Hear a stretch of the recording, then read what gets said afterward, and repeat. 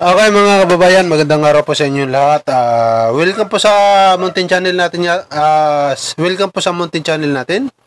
Ako nga pala si Ibalita Bay. Ito mga kababayan, pag-usapan po natin itong breaking news.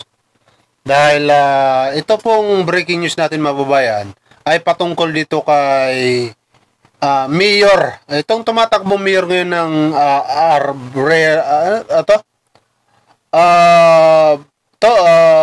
Arboralite. Yan. Tumatakbo po ito si Kerwin Espinosa. Sino nakakilala dito kay Kerwin Espinosa mga kababayan? Diba ito yung tinawag nila ni Digong dati nung si Digong ay presidente na drug lord. Di umano ay drug lord. Ito si Kerwin Espinosa mga kababayan ng Albueralite. Diba? Ito po ngayon ang topic natin mga kababayan dahil di umano ayon dito sa breaking news ayan mga kababayan yan mula sa GMA ang sinasabi dito mga kababayan na breaking news mayor candidate na si Kerwin Espinosa binaril habang nangangampanya sa pagka-mayor ng Albueralite. Yan po mga babayan na. Breaking news, binaril ang mayor, candidate na si Kerwin Espinosa sa gitna ng kanyang pangangampanya sa pagka-alkalde ng Albueralite.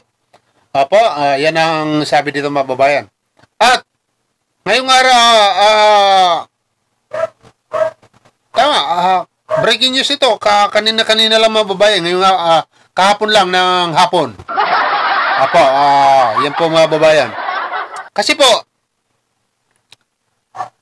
ang pinagtataka ko dito sa balitang ito, alam nyo po mga babayan, hindi po ako sumasangayon sa mga anumang karahasan. Lilinawin po natin na ang aking pagtatapik dito ay hindi porket na hindi tayo sangayon sa ganito, hindi sangayon tayo sa ganito, ay meron na tayong pinapanigan. Wala po. Ulitin ko, hindi po ako sangayon sa karahasan. Okay? Pero pinagtataka ko lang dito, sa dinami-dami, nang pwede tamaan, balikat pa. Kasi po mga babayan, binaril po ito si Albuera candidate Kerwin Espinosa at tinamaan daw po ito sa balikat. Balikat lang naman mga babae, balikat. Yan ang pinagtataka ko. Siyempre, dinala sa ospital at na breaking news nga yan mga babayan. Siyempre, baril yan eh. Kung yung isang kandidato doon sa Maguindanao yata yon na binaril sa tiyan. Ayon, medyo kapanipaniwala pa yun mga babayan kasi tiyan malaki. Pero ito hindi ko naman sa pinagdududahan. Pero katakataka lang, bakit balikat? Bakit balikat? Sa dami ng tatamaan mo, balikat pa. Kaya doon ako nagtataka po mga babayan, doon ako nagtataka. Bakit sa balikat pa ito tinamaan? Hindi ko naman sinasabi dapat na puruhan. Ang sinasabi ko lang, kung sa bagay, hindi ko rin naman alam kung saan banda sa balikat. Baka mamaya, dito banda, sa may, baka target niya puso, tapos na pa ganon, kaya tumama dito. Pwede rin. Pwede rin, baka dito ang target niya sa puso. Kaya lang, yung kay Trump kasi, kay Donald Trump, ang target niya ng ulo. Kaya lang na pag ganun, kaya dapat ang target niyo dito, ganun eh. Diba? Nakaganon dapat yon. Umilag ng ganun. Kaya tumama yung tainga. Ayan, legit yun. At saka, yung bumaril doon, napatay din. Yun ang legit mga babayan. Ang bumaril kay Trump, napatay din mga babayan. Ang bumaril dito kay Albueralite ay hindi para alam.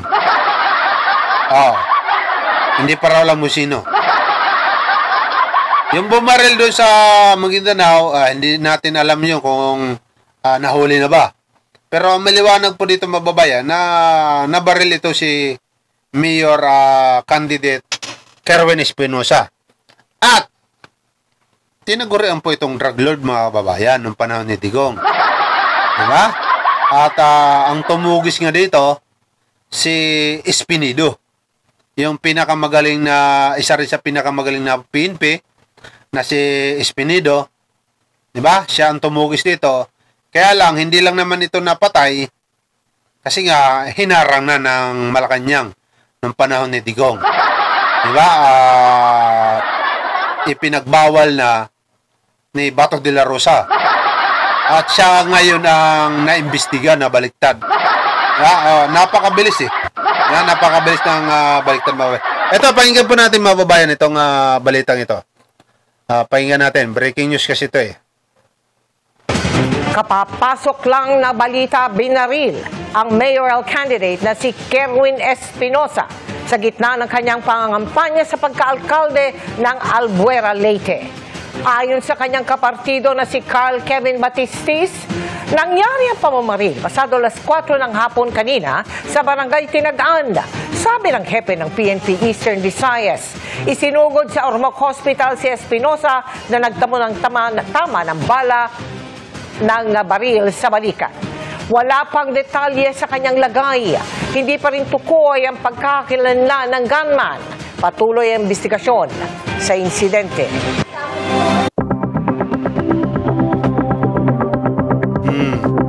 Ayan mga babayan tinamaan na ay si Kerwin Espinosa, tumatakbong mayor po ng Albuera, Leyte, ay binaril kahapon ng alas 4 ng hapon sa kanyang pangangampanya. Yun nga lang, sa balikat ng tama. Tsaka dito pa ako nagtataka. Nakilala po ito si Kerwin Espinosa bilang isang di umano drug lord. Diba? Pero bakit wala kang bodyguard?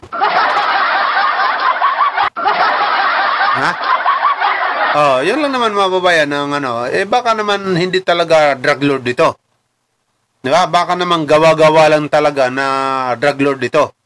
Diba? Para lang mapagtakpan ang mga tunay na drug lord. Diba? Ang daming mga pwedeng katanungan kasi mga babayan, na-imbestigahan na po ito si Kerwin Espinosa sa Quadcom. Diba? Nagtestigo na po ito. Labang kay Digong. Diba? Mukhang kaya siguro ito na baril, baka binabalikan siya sa kanyang pagtestigo, sa kanyang pagsasalita sa Quadcom. Di ba? Baka ito ang dahilan kung bakit siya nabaril. Yun nga lang, bakit balikat? At saka dapat nag-ingat. Di ba? Mag-ingat po kayo mga politiko. Kasi po, yan ang hirap sa eleksyon eh. Ang mga lehitimong tao, bawal magdala ng bakal. Pero yung mga kriminal, pwede magdala. Diba? Kaya ang gawin nyo dyan, magdala pa rin kayo, pero wag nyo lang ilantad. Diba? Wag nyo lang ilantad, mga... Diba? Total, hindi naman nakalantad, bawal naman halughugin yung inyong mga sasakyan. Diba? Galing na mismo sa chief PNP natin yan. Bawal ipabuksan yung mga likod ng sasakyan. Bawal ipaangat yung mga ilalim ng upuan. Diba? Kaya siguro, pwede na siguro kayo magdala. Wag lang siguro kayo magyabang-yabang. Kaya siguro, nabaril, ipagpalagay na natin totoong nabaril ito. Si Kerwin Espinosa. Kaya siguro kayo nabaril kasi alam nila na gunman ngayon, wala kayong dalang bakal. Logi-logi kayo sa mga kriminal ngayon. Diba? Dapat magdala pa rin kayo. Siyempre, ang kailangan lang dyan tingnan nyo yung nangyari sa Antipolo, di ba? Sa Antipolo, di ba? Kaya lang naman yung nakasuhan ng gun ban dahil pinakita niyo yung kanyang baril at namaril siya. Kitang-kita sa video. Pero kung hindi yun siya namaril, hindi malalaman ng tao na may dala siyang baril. Diba? Ganyan dapat yun. Oh, kung kayo na ay binabaril, hindi pwede nyo nakunin yung mga armas ninyo para gumanti. Ganun lang ng mga simple yun eh. Oh, kaya lang, baka mag-ingat din tayo. Siyempre, hindi pwede na hindi tayo magduda na baka gawa-gawa ito para umingay yung pangalan. Diba? Oh, kasi tahimik na si Kerwin Espinosa. Tagal-tagal na nito sa Quadcompa eh. Oh, ngayon mag-eleksyon, mag-ingat tayo mga babayan na mag-ingat po tayo. Baka mamaya ginigisa tayo sa sarili natin mantika. Okay? O, yan lang mga babayan ang breaking news ha. Yan, nakikita nyo naman mga babayan, di ba? Breaking news po yan. Kahapon po yan mga babayan. Alas 4 ng hapon. Okay? Salamat sa inyo lahat mga kababayan. Siyempre, kung bago lang kayo sa channel natin, subscribe ka na po. Libre lang naman po yan. At i-click ang notification bell para palagi kayong updated sa ating mga video. At siyempre mga kababayan, paki-like ng video at paki-share na rin po. Salamat po sa inyong pagsuporta.